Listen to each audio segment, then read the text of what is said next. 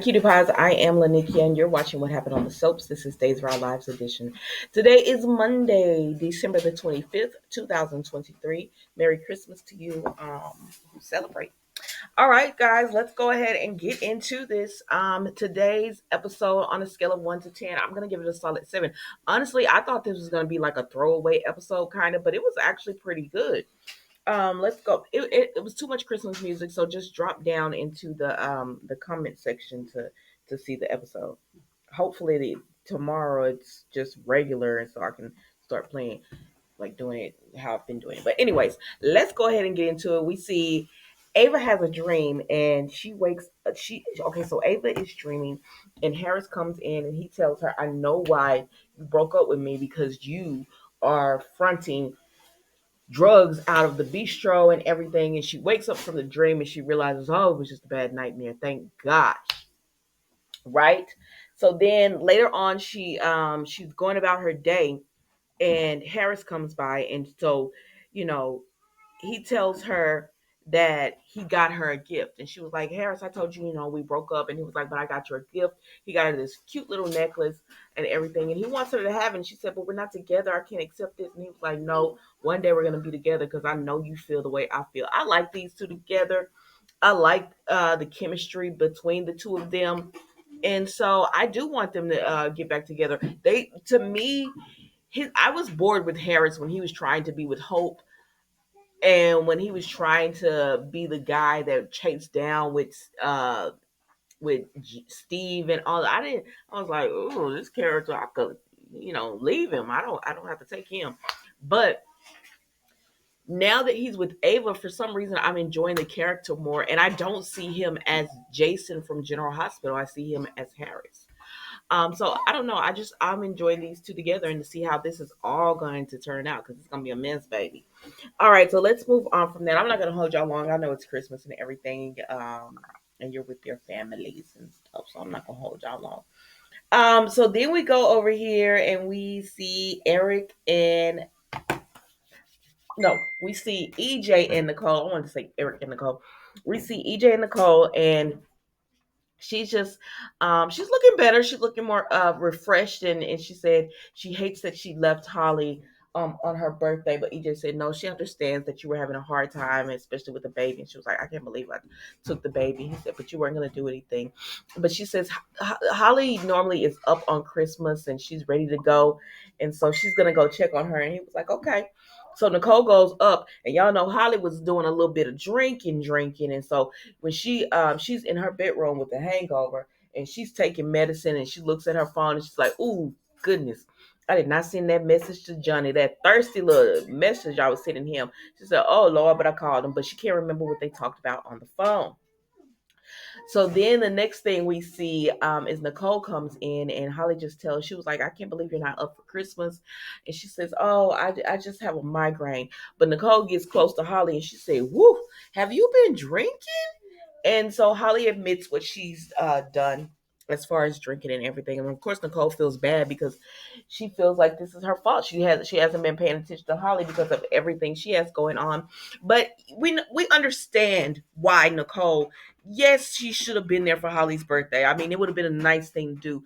But she's dealing with a lot as well. And some people will agree that she should have been there no matter what, and other people will agree with each other that, well, I mean, she just lost the baby. She was going through a lot mentally herself. So I don't know, y'all.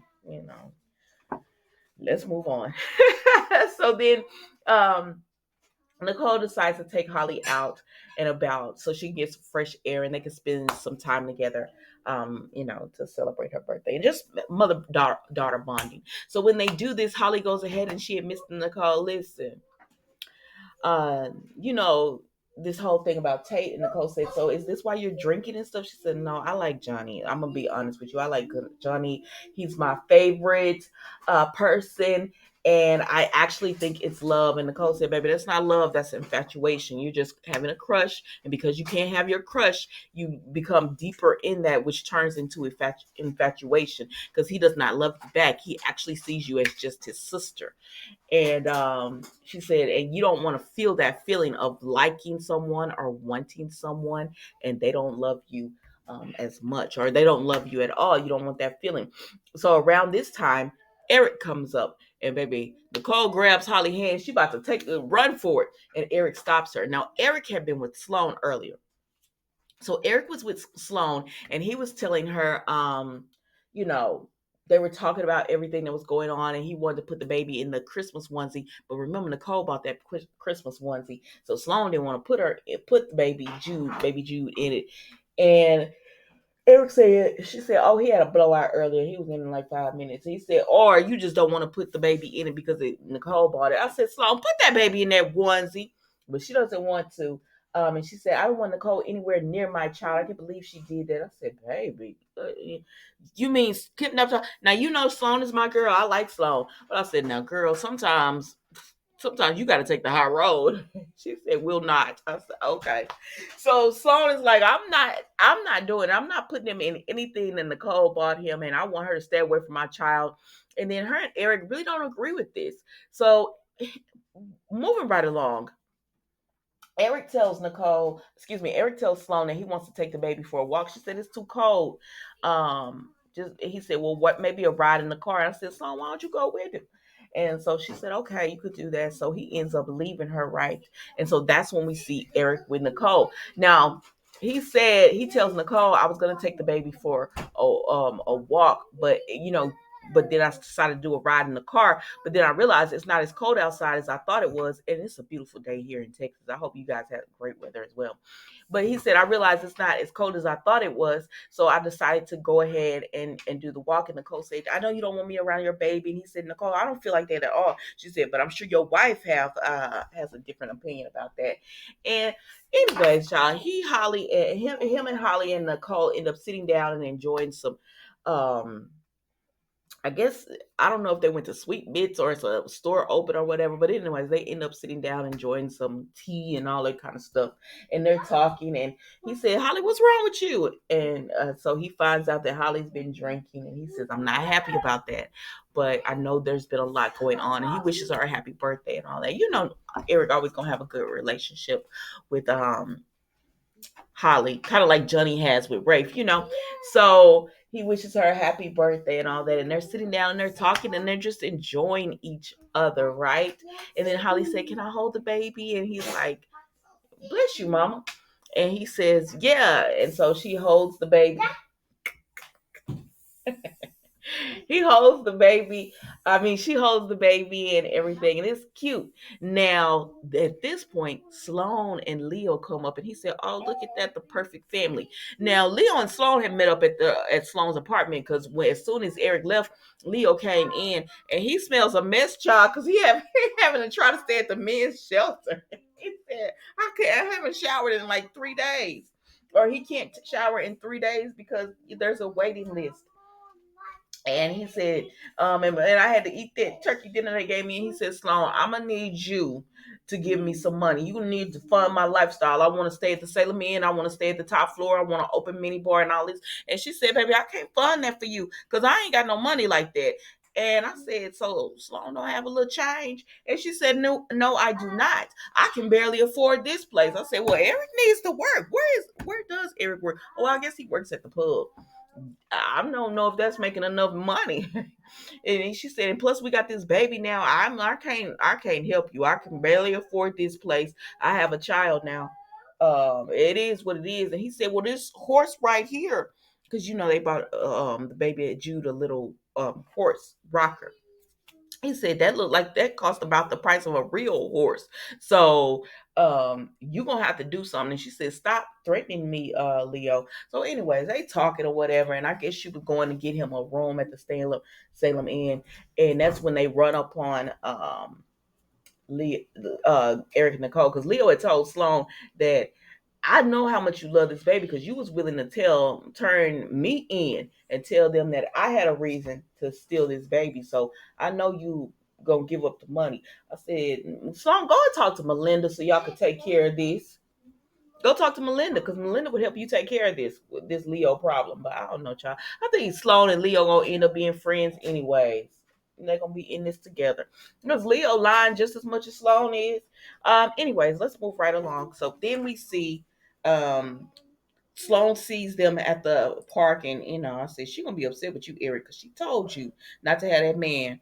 I mean, have that woman around her child. So then, moving right along from there, we run into EJ and Stefan. So Stefan comes home and EJ is there and he tells him, "Oh, ooh, why you looking like that, brother?" He said, "Because he was in the infirmary with Gabby because she has a broken leg." And EJ said, "Oh, she still ain't learned to keep her mouth shut after the last beating." He said, "No, Clyde Weston is the one who sent the message." And so EJ wasn't paying attention until Stefan said that, and he said, "What Clyde got to do with this?" And he said, "Mila, don't eat all those marshmallows." He said Clyde was sending a message because now he makes EJ, Stefan, and Ava run his drug front since EJ used to do it for him and he was needing a new person. He said, "Oh, okay." So he tells him everything. He tells EJ everything that's going on with Clyde. And I said, "You telling the wrong brother. You should have went ahead and told Chad because Chad would have did what you wanted to do because he waiting on a chance to get to end Clyde." But he tells EJ and he tells EJ, "I need your help and I know you have people to do this." EJ said, "I've turned over a new leaf. I'm not that same man." I said, "Since when? You was just had to, well, you might not need help from EJ because his person couldn't take care of Xander, nor could they take care of Ava. He don't have the right hitmen in the first place. So you went to the wrong person anyway. I'm telling you, you should go on and tell Chad what's going on." So he just said, "I'm not that same man. I'm a different man now." I said, "Okay, EJ, okay." And he said, "Plus, I can't stand Ava or Gabby." And he said, "But you will want, but you, I know you would hate Clyde Weston more." He said, "I do," but he said, "But I'm the DA now. I can't be a part of this. I have a new job and I'm on the other side of the law." EJ not about to help. That's what I heard. EJ is not about to help him, but he's not going to arrest him or anything for what's going on. But he said, but if he gets the evidence to turn Stefan in, I mean, Stefan pretty much confessed, but he said if he finds the legit evidence, he's going to turn him in. And Harris told Ava the same thing, that he was really going to crack down on finding the people who are, fronting this drug money, who are doing this drug money. I said, y'all telling the wrong people. Tell Harris he could help y'all with Clyde Weston. Y'all telling the wrong people what's going on. And Ava know that if she told Steve what was going on and how Clyde was threatening Trip, Steve would have took Clyde out himself. They're not telling the right people what's happening. So EJ pretty much told Stefan, "Yeah, you're on your own, brother. Maybe you could maybe you could take Clyde out yourself, and maybe, or you could get in trouble and then get into prison, and Clyde is your cellmate or your next door neighbor in your cells, and then you could take him out." I said, "All right." So Stefan ain't got no connections, is what I'm hearing. His mama wouldn't help him because she can't stand Gabby. Gabby got her on the run, and EJ won't help him.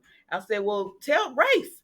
If he finds out his sister is getting in trouble in prison because of what Clyde's doing, he would help y'all." I don't know. Y'all not telling the right people, but that's it, y'all. That was Days of Our Lives.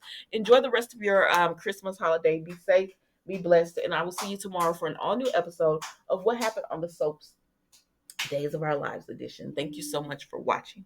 Goodbye.